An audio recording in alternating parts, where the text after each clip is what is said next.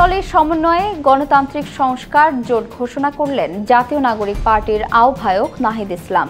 নতুন জোটে এনসিপি বাদেও আছে বাংলাদেশ রাষ্ট্র সংস্কার আন্দোলন এবং এবি পার্টি।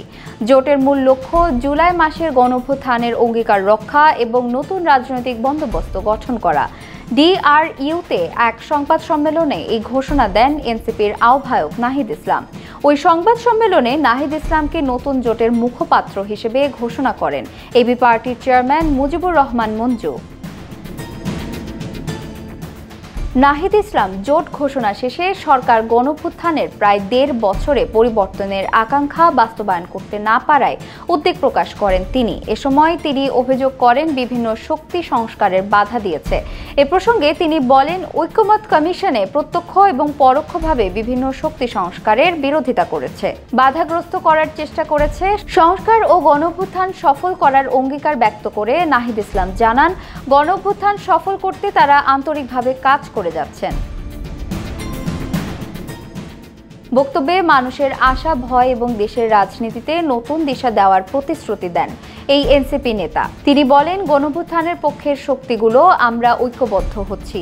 আমরা বাংলাদেশকে পুরাতন রাজনীতির পথে আর ফিরতে দেব না। ৫ আগস্টের পরের বাংলাদেশ এবং আগের বাংলাদেশ এক হবে না। আমরা নানা আলামত দেখছি, বাংলাদেশ হয়তো আগের মতো হয়ে যাবে। আমরা সেই ধরনের হতাশা এবং ভীতি মানুষের ভিতরে দেখতে পাচ্ছি। আমরা সেই সাহসটা জানাতেই আজ এখানে এসেছি।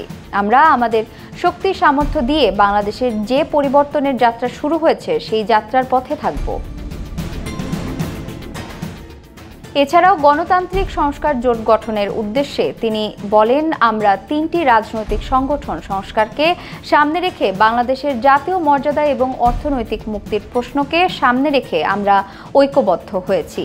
ওই অনুষ্ঠানে তিনি গণতন্ত্র প্রতিষ্ঠার দীর্ঘ সংগ্রামের কথাও তুলে ধরে বলেন, বাংলাদেশের বিগত ১৬ বছর এই লড়াইটা গণতন্ত্র প্রতিষ্ঠার জন্য ছিল।